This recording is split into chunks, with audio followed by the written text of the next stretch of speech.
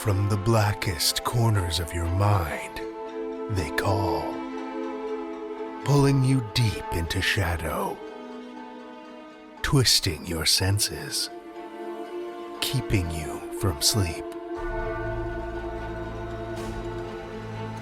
It's time to face your darkest fears. This is Tales to Terrify.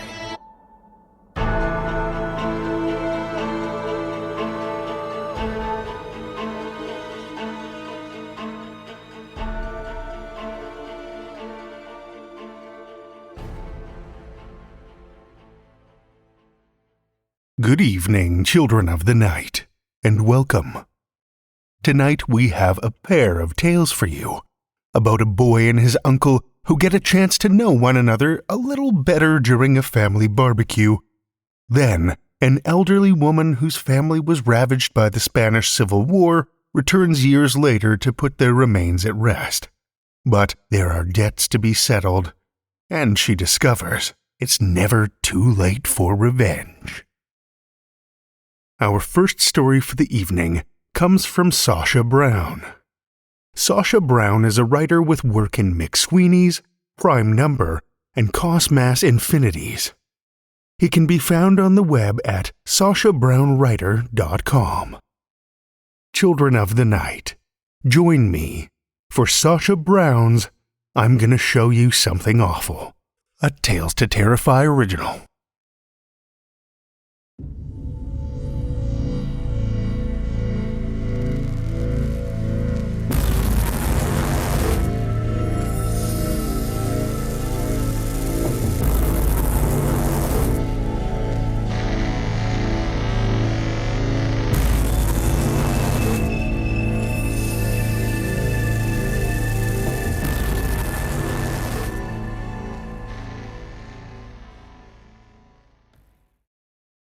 I'm gonna show you something awful, said Max. He was behind the garage with Cousin Stevie. They could still hear the barbecue, but no one could see them. Stevie squinted up at him. What?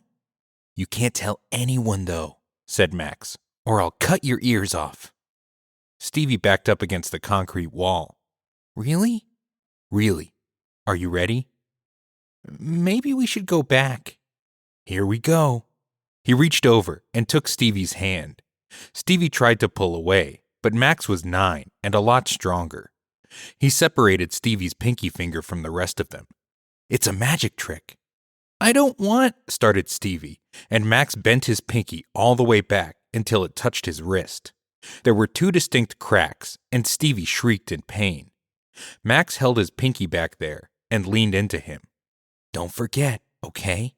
If you tell anyone, I'll cut your ears off. You know I will, right? He let Stevie run off around the corner of the garage. Uncle Tim was already there. Stevie fell, Max yelled, fixing his face into an alarmed look. Uncle Tim swept Stevie up and ran off, depositing him on the patio. Adults bustled around them. Beers were hastily set down. Burgers hissed on the grill, and the lobster pot rumbled over its jet burner, forgotten. Calls were made, and Stevie fussed over. But things calmed down pretty quick. Accidents happen. It was just a finger. Grandma went to the hospital with Stevie. Everyone else went back to the party. Max was hunched in a lawn chair a little ways away from everyone, under the big oak tree, watching everything. He had his hands clasped around his ankles and his face framed between his knees. He looked worried. Uncle Tim saw him and came over, his big soft frame smushing into a lawn chair next to him. He had to adjust his fanny pack around the front so he could fit in. Hey, buddy, said Uncle Tim. Max sniffled. Is he gonna be okay? He'll be fine. Kids are so resilient. I'm glad. It looked really scary. I bet it did. Uncle Tim patted Max on the knee, but after a few pats, he just left it there. Max wasn't sure what to do, so he stayed motionless too. Both of them were silent, looking out at the party. Uncle Tim's hand felt heavy and moist on Max's knee. No one was paying attention to the two of them, off under the tree. After a while, Uncle Tim said, Did it feel good to do it? Max didn't even twitch. I didn't do it, Uncle Tim. Stevie fell. Uncle Tim gave a wry little smile. I saw Stevie's eyes when he looked back at you, Max. He sure was scared of you. Max hunched his shoulders and looked down at the grass, away from Uncle Tim. It's okay, said Uncle Tim. Sometimes we just want to feel powerful, don't we? It was an accident, mumbled Max, twitching. Uncle Tim's thumb was rubbing in little circles on his knee. It made his kneecap move a little bit. Uncle Tim shrugged. You don't have to say it. It's okay to have secrets. Do you want to hear a secret of mine? Max leaned away from him as much as he could in the lawn chair. It feels good to me, too, said Uncle Tim, when I hurt people. Max's eyes widened for only a moment. He kept looking down. Oh, yeah, said Uncle Tim. I have dug some holes in my life, boy howdy. Have you had to dig holes yet? Max paused, and then gave an almost imperceptible shake of his head. You will, said Uncle Tim. I've known you since you were chasing the cat on your hands and knees. You'll be digging holes sooner or later. You're one of the mean ones, Max. Uncle Tim was still rubbing Max's knee, making his kneecap wobble up and down. You surprised? Never would have thought good old Uncle Tim had a secret in him, would you? Max gave the barest little shrug of his skinny shoulders. That's how you do it, Max, said Uncle Tim. You can't be a creepy little kid like... He waved his free hand lazily at Max. They'll come to you first. You have to be the last kid they come to. You understand? Max shrugged again. You get it. Do your parents know? Max shook his head. No, I wouldn't think so, said Uncle Tim. They're both fucking idiots. Max let out a quick snort laugh at that. It's good that they don't know, said Uncle Tim. Keep it that way. Anyone who finds out is a risk. You never know when they're going to get ideas, start feeling noble. Then you have something new to deal with. They were quiet for a while more. Then Uncle Tim said, Nice to be with someone who sees you, isn't it? I guess, said Max. You have to be careful, though. People like us, the mean ones, we recognize each other. But that doesn't mean we're always on the same team. You get me? Max didn't say anything to that. Take you and me, for example, said Uncle Tim. We're family, right? You might think that means we're on the same team, but we're not. He still had a hand on Max's knee, and now the other reached over. Max didn't even have time to move. Something glinted in Uncle Tim's hand, his wrist flicked, and a wound appeared on Max's calf. Not a big one, just a little gouge of his flesh. Max started to cringe away, but Uncle Tim hissed, Don't move. Just sit there. Just take it. Don't even twitch. Max sat there. Blood seeped down his calf, into his sock. Look at me, said Uncle Tim. Max looked at him. Uncle Tim raised his hand to his mouth and slipped the little chunk of Max's flesh into it. He stared into Max's eyes as he chewed on it. He kept his mouth open. Max could see the meat from his calf squishing between Uncle Tim's teeth. A little blood oozed out, staining his teeth, running down his gums. He chewed it a few more times and then swallowed. That's how I do it, he said brightly. I like to eat it. Do you like that? Max shook his head. Uncle Tim shrugged. Too bad. He fished around his fanny pack and brought something out. Max flinched, but it was only a Band-Aid. A big butterfly bandage. You gotta stop scratching at your bug bites, said Uncle Tim. He unwrapped it and carefully smoothed it over the divot he'd made in Max's calf. That one's gonna leave a scar. If you fuck with my kid again, I'll eat the rest of you. I'll make you watch me do it. I'll carve you away, slice by slice. By the time I let you die, eyes will be all that's left of you. You're a mean one, Max, but I'm meaner. You understand? Max nodded. So glad we had this talk, chirped Uncle Tim. He stood up and gave a big stretch and then clapped his hands. And don't worry about Stevie. He'll be fine. Shall we rejoin the party? Max nodded. They stood up together, and started walking up to the patio. It was still a hectic scene up there. Grandpa had turned off the gas grill. He was removing burgers. Aunt Sadie was on the phone, checking in with Grandma at the hospital. The lobster pot was still going, bright red lobsters slowly somersaulting in the water. "Is it hard, Uncle Tim?" Max asked suddenly. Uncle Tim slowed, his face showing genuine pleasure, looking down at him. He gave an avuncular smile. They were still a few feet away from the patio. "Which part?" he asked. "Just having a family when you're one of the mean ones. You have to worry about little Stevie, and Aunt Sadie too." Uncle Tim's smile vanished. "I can take care of them." "I don't think I care about anyone at all," said Max. "I think I have less to worry about." They stepped onto the busy patio. When Aunt Sadie saw him, she froze, a sickening smile wavering on her face. But Max ran towards her, sniffling and looking sad.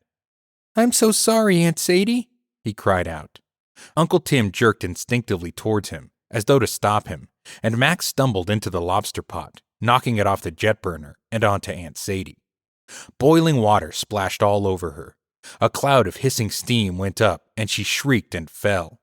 Most of it hit her from the waist down, turning her pants dark between her legs, soaking them with scalding water. Scarlet lobsters spilled dead-eyed into her lap and cracked onto the patio around her. She was scrabbling at her pants, gibbering. Uncle Tim tried to yank her jeans down, but they were tight and wet, and it took a minute. By that time, she was badly burned. Her thighs were a bright, panicked red. "Help!" he shouted. "Someone call an ambulance!" Max knelt down as well. He leaned into Uncle Tim's ear. "You're right, Uncle Tim," he whispered. "It feels good."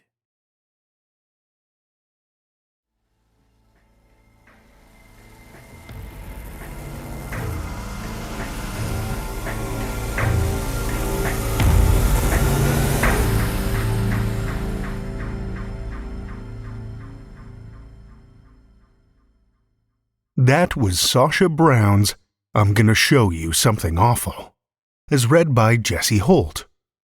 Little is known about Jesse Holt, though rumors have circulated that he was found frozen within a 20,000-year-old ice formation during an Arctic oil drilling expedition.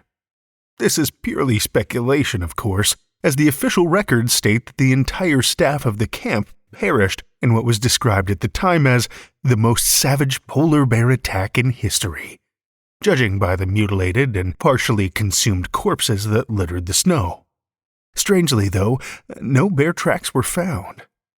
Today, Jesse is a voice actor and tour guide with a passion for travel, and he's always happy to meet new friends. You can find him on Twitter at Jesse Holt Voice or on his website at jesseholtvoice.com. Thank you, Jesse. Our second tale tonight comes from J.V. Gachs. J.V. Gachs is a Spanish classicist and writer, currently working as a Latin teacher. Writing in English and Spanish, her work has been featured in anthologies like Scott J. Moses's What One Wouldn't Do and Chelsea Pumpkin's That's What I Call Horror. Her first novel, Epiphany, will be released by Off Limits Press sometime in December 2023. Obsessed with sudden death, ghosts, and female villains, she always writes with a cat or two in her lap. Listen with me, children of the night, to J.V. Gachs' I, Carmela, first published in Antifa Splatterpunk, December 2021.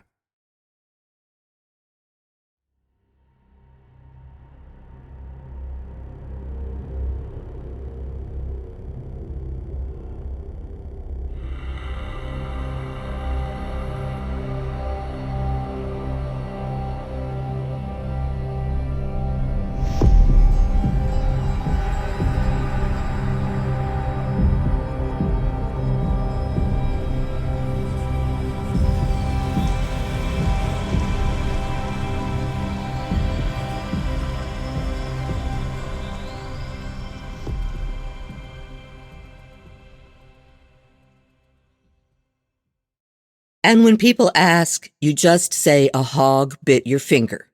said Mother, while burying my little finger she had just cut off. Grandma had woken me up in the middle of the night, taking me out of bed to hide with her inside the carbonera. We sat in the small, dark room on top of a warm pile of coal, surrounded by the smell of earth and dampness. She held me tight, an 8-year-old frightened kid. The war had broken out 2 years before, in 1936, but to me, that word hardly meant anything. War implied that Mother had to work because Father and my brother were gone, and also that some days there was no school. War was the adults' excuse for giving us less food. It had never involved grave danger.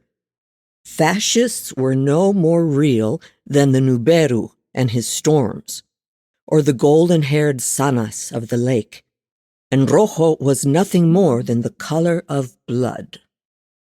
But I would discover it was also a death sentence in the new world I was about to enter. Grandma covered my ears and pressed me against her chest. I couldn't open my eyes. I knew she was crying because her tears soaked my hair. My world curled around her muffled sighs, making me feel safe when I felt a strong tug dragging me out of our hiding place. Grandma protested, but Mother grabbed my arm, scratching my skin with her calluses. Her nails were blackened. She was dirty. A foul smell covered her skin. When I turned to glance at her, my heart stopped. Her head had been shaved carelessly. Dried bloodstains and scabs proved the cruelty of the scissors. There was nothing left of the black hair I loved combing. Her clothes were ruined, her stockings full of holes, and her thighs scratched. I shut up and let her lead me away. She never told me what had happened that morning. Only after her death did I muster the courage to look in history books for the accounts of other women, all of them so similar that there was no doubt of the humiliations she endured. Whatever she suffered, it turned her into the woman who never spoke of the war again, who never read again, who never uttered the word freedom again, not even after the death of the dictator. The sun was rising when we left the house. "Watch where we are going, Carmela," she repeated over and over again without looking at me. She walked like an automaton, her voice as rough as her hands. This was to be her last act of rebellion, planting a seed that would take 80 years to sprout. We crossed the estates of some relatives, passed the cemetery wall, walked a few meters around it before she stopped. The white wall was dotted with red stains and holes. The earth under our feet was freshly turned. Not a breath of air was flowing. Time was suspended. Birds dared not sing. Horror was falling on that August morning, turning the sky to lead and blackening the field. Mother knelt on the cursed earth, gripping my wrist tightly. It hurt. She forced me to kneel beside her. "Your father and brother are buried beneath us," she said, without sugarcoating it, without preparing me for the blow. I wanted to free myself from her grip and run away. My heart thumping in my chest, tears running down my throat. I wanted to scream, but I could not. "They were shot by the fascist army, they and their comrades, your teacher and cousin Jose. They are all here together, nameless, without a tombstone, for they wish us to forget them. But I'm going to make sure at least you don't forget. That this morning and this sight are engraved on your memory." "Mother, no," I tried to protest. Suddenly war was a knife piercing my chest. "Listen, niña. Many years will have to pass before their names can be said out loud again. Today you may remember, and tomorrow. But someday you will grow up, you will have a family, problems of your own, and the fog of everyday life will engulf this day until it will be impossible for you to pinpoint the grave. "I promise I won't forget, Mother," I cried.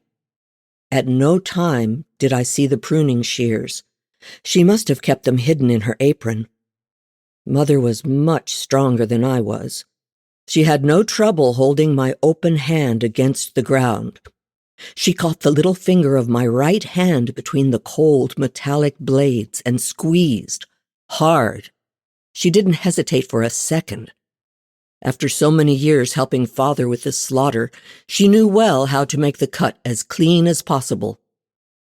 My nerves took a few seconds to process it. My blood was already running over the dirt of the mass grave when I felt the lightning flash through my body, and before I could scream, Mother let go of the scissors and clamped her dirty hand over my mouth so tightly I couldn't breathe. "Feel the pain so you will never forget it. Years of darkness approach, but when the sun rises again, you will be able to walk here and point.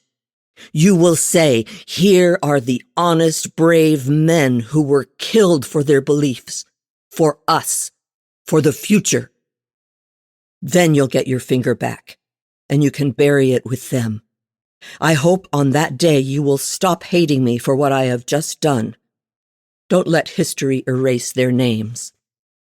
I baptized the grave with my tears and blood as Mother buried my finger under the same earth that covered the bodies of the 7 shot anarchists, among whom were my father and brother, Mother's laughter, and her sweetness.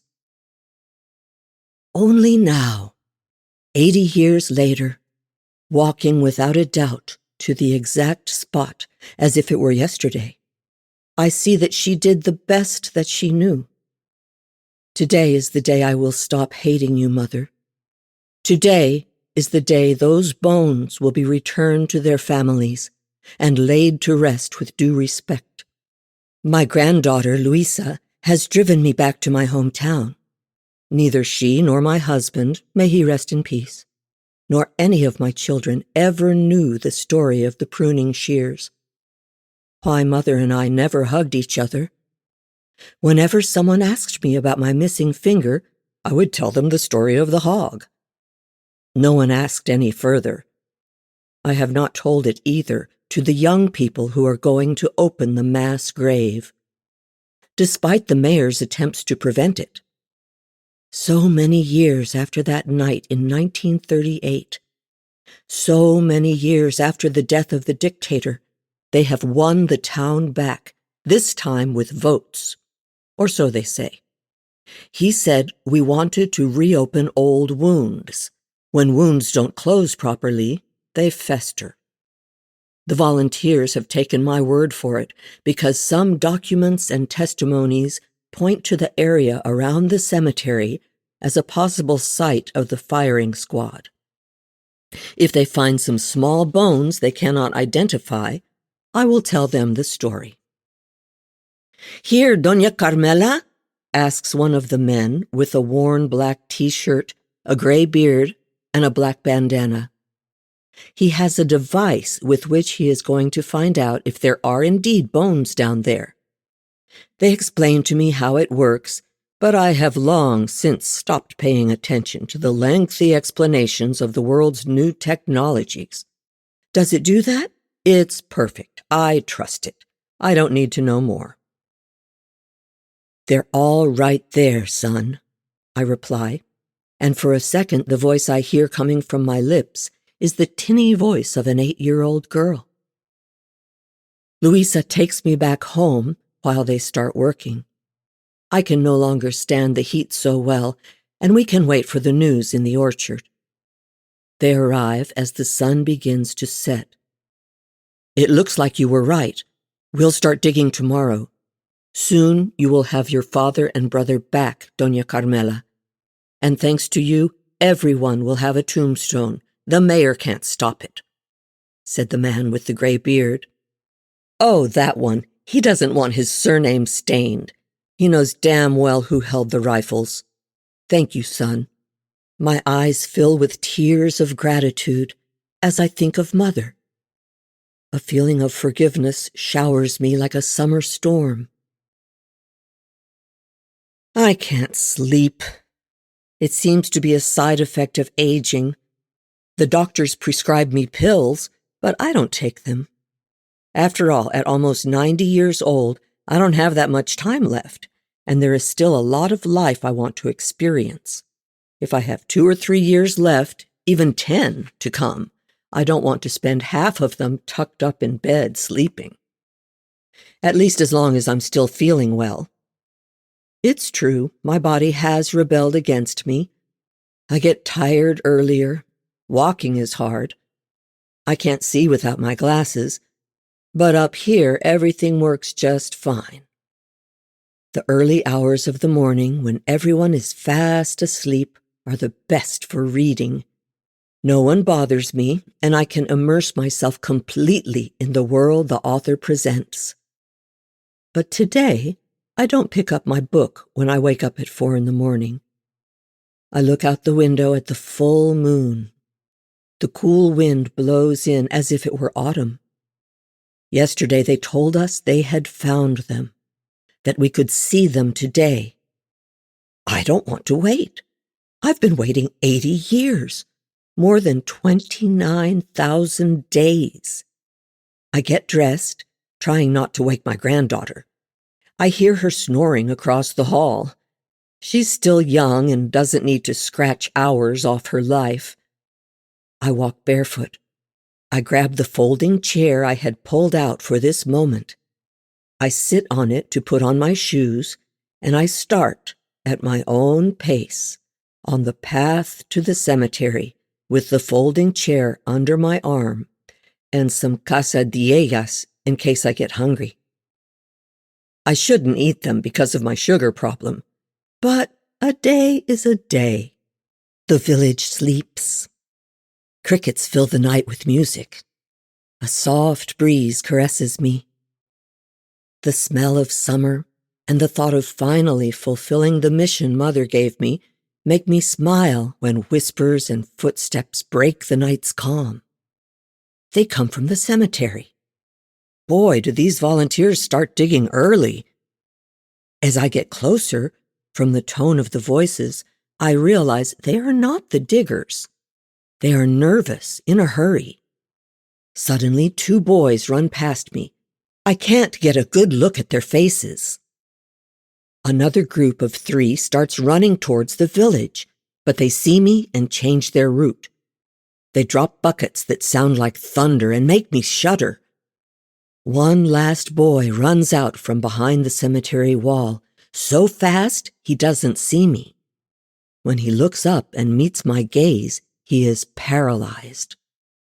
I would recognize the features of that face anywhere. They are as etched on my mind as the place where my mother cut my finger. He is the mayor's youngest son. He recognizes me too. I don't say anything. He's young, nervous. He has to do something to prove he's not scared shitless because an old lady caught him doing whatever it is he's doing. "Roja!" he yells at me and spits on the ground before changing direction and running off. I let out a sad laugh. What an offense to call me a communist, or a communist daughter as his family used to do.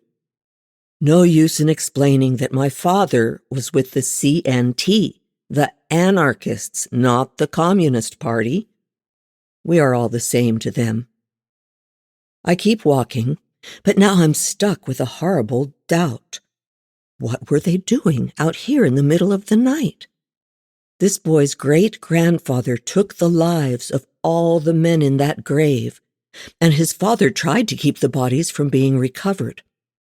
What's the new blood doing hanging around the grave now? I manage not to scream as I turn the corner.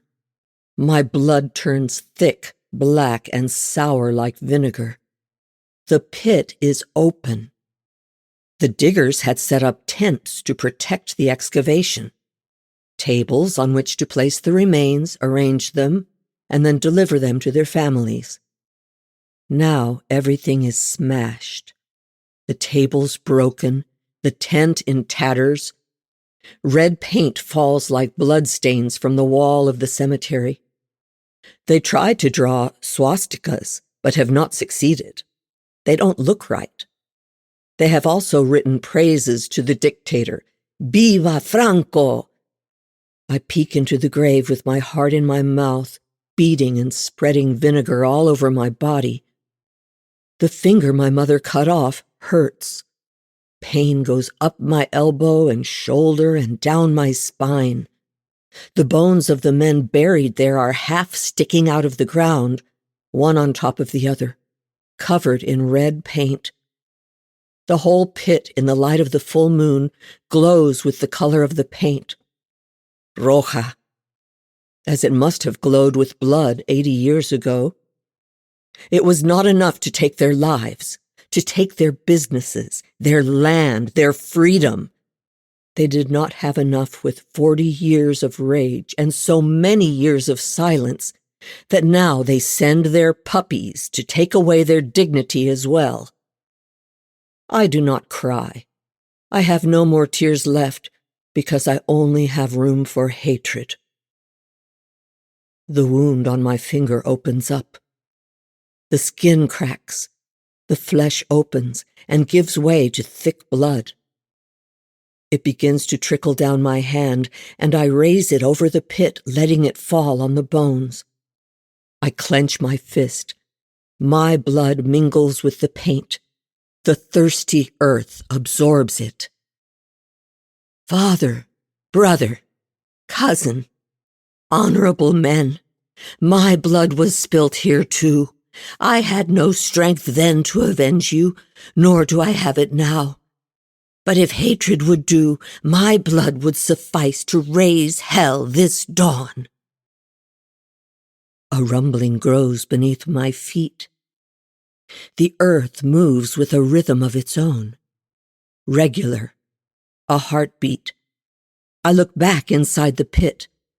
The crimson-stained ribs move. They open and close in sync with the movement of the earth. Breathe in, exhale. Suddenly, with a thud, the clavicles rise. The earth shakes and several skulls come to light. I have to sit in the folding chair. I squeeze my open wound with my shirt. The men climb out of the mass grave, their hands clutching at the earth, at the overhanging tree roots. Some shreds of clothing still cover their fleshless bones, red and black. 3 skeletons have already climbed out when a 4th stands beside me. It watches me, old and helpless, my white shirt stained with blood, and though its eye sockets are empty, I know it is looking at me. Then it crouches down, kneels beside me, and holds out its outstretched hand, offering 3 tiny little bones, white, shiny, as if brand new. My finger.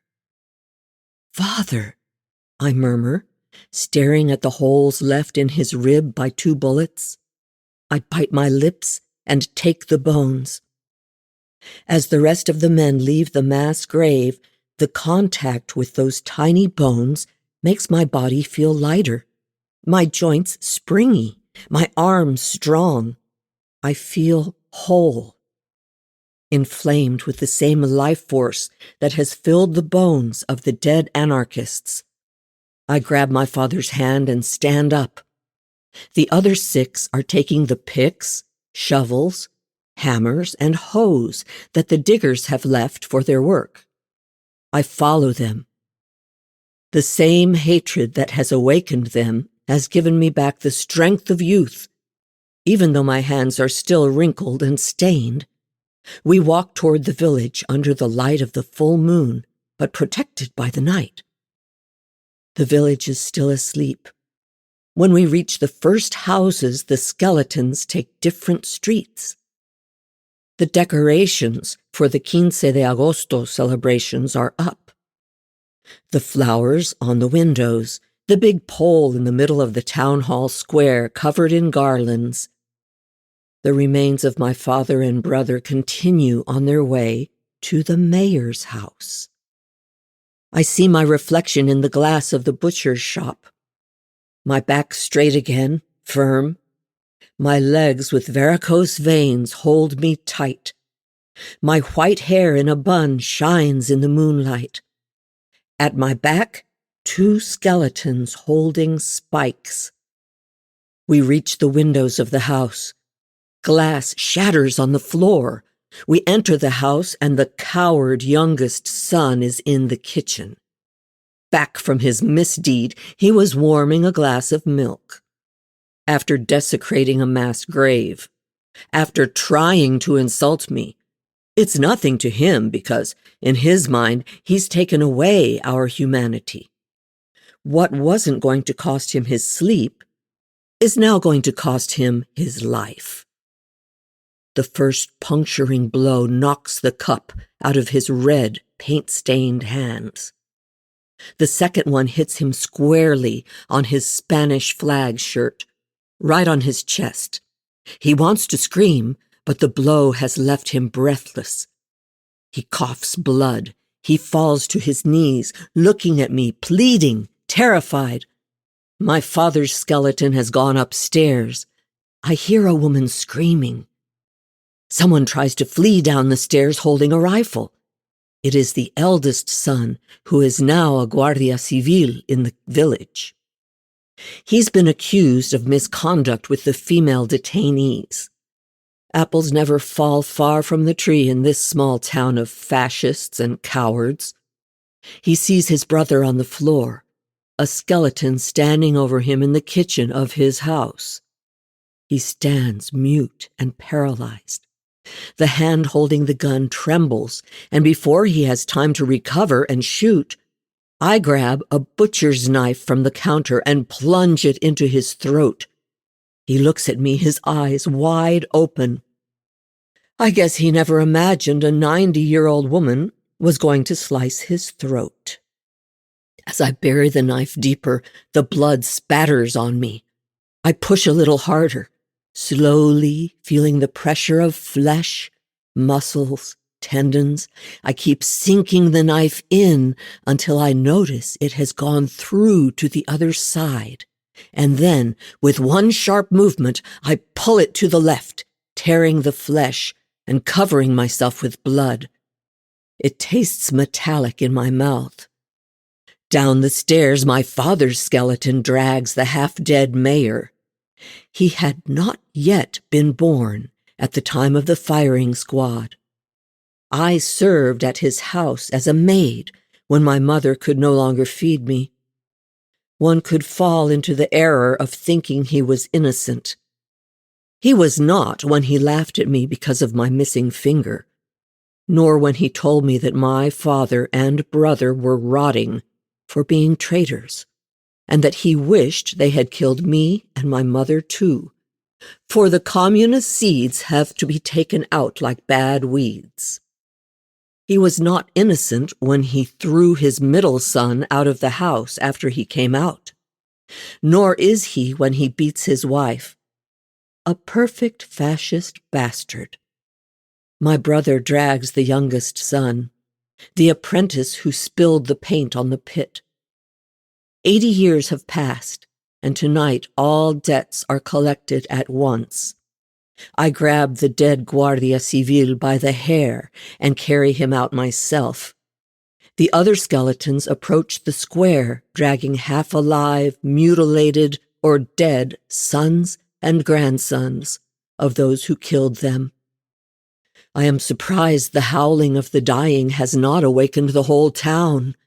Time has stopped, and we have slipped into an anomaly.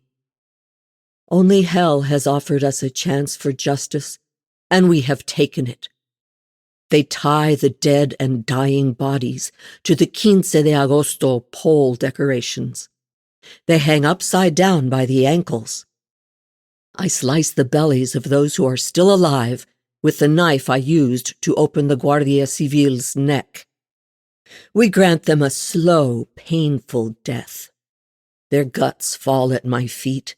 They howl. They try to fight, but they bleed to death. Silence falls.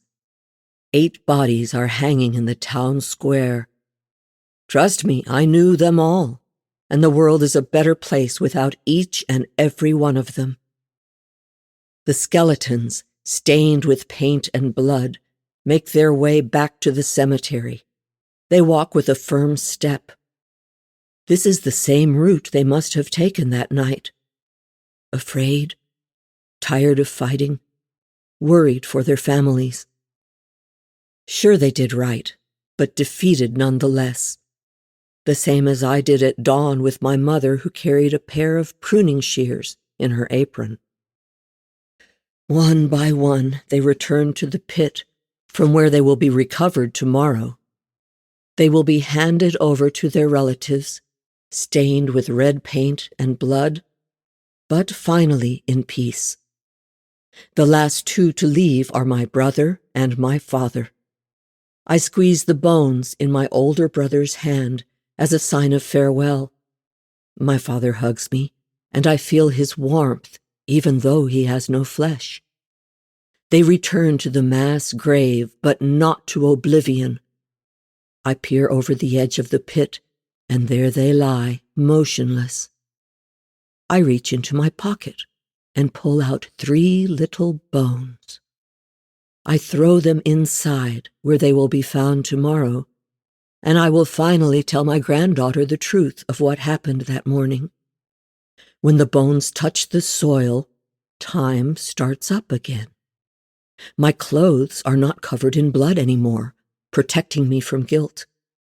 Gravity falls on me like a slab. My body is heavy, but not my soul. I have to sit in the chair I had brought to wait. My chest shrinks. It's hard to breathe. The light is turning blue. Soon the corpses in the square will be discovered. I calm down and remember the quesadillas I have in my bag. As I eat them, I hear distant screams. People have woken up and found the settled accounts hanging upside down with their guts spilled. The sun hits my face, and I begin to sing the lullaby my grandmother sang to me when mother couldn't hear her. Pero igual que combatimos, rumbala, rumbala, rumbala. Pero igual que combatimos, rumbala, rumbala, rumbala. Deberemos combatir, ay Carmela, ay Carmela. Deberemos combatir, ay Carmela, ay Carmela. But just as we have fought, we shall fight again, ay Carmela.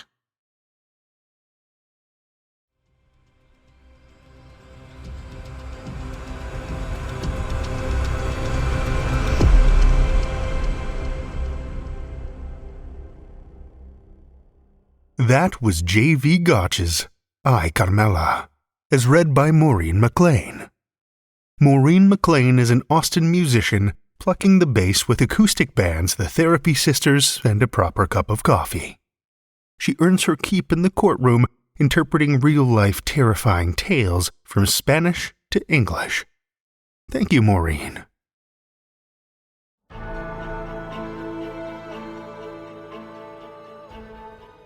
Well, children of the night, the hour is late, and we've run out of tales to tell. For now. Tales to Terrify is made possible by the tremendous generosity of our supporters on Patreon and PayPal. Incredible fans like Lestle Baxter, Belcher, Amanda Carrillo, Amanda Gottfried, and Orion D. Hegre, whose generous support helps keep the lights on and flickering ominously. Not a supporter already? Head over to patreon.com/tales to terrify where you'll find all kinds of perks, like ad-free episodes, bonus content, and one-of-a-kind collectibles and merch packs. Every dollar goes back into this show to make it as horrific as possible, and we appreciate it so much. Want another way to support the show that doesn't cost a cent? Head over to Podchaser, Spotify, or Apple Podcasts and leave us a 5-star rating or review. You'll not only put an unnaturally wide smile on our faces, but help new listeners discover our terrifying tales too. Why not share your love of the show out in the world with some Tales to Terrify merch? TalesToTerrify.com/merch will take you to our TeePublic store, where we've got a great collection of creepy custom and curated designs, so you can show those around you just how twisted you truly are. Tales to Terrify is produced by Seth Williams, Meredith Morgenstern, Andrew Gibson, Crystal Hammond, Spencer Disparty, and myself, Drew Sebastini, with original theme by Nebulous Entertainment. Tales to Terrify is distributed under a Creative Commons Attribution, Non-Commercial, No Derivatives license. Join us again next week as we wander the wasteland in search of more Tales to Terrify.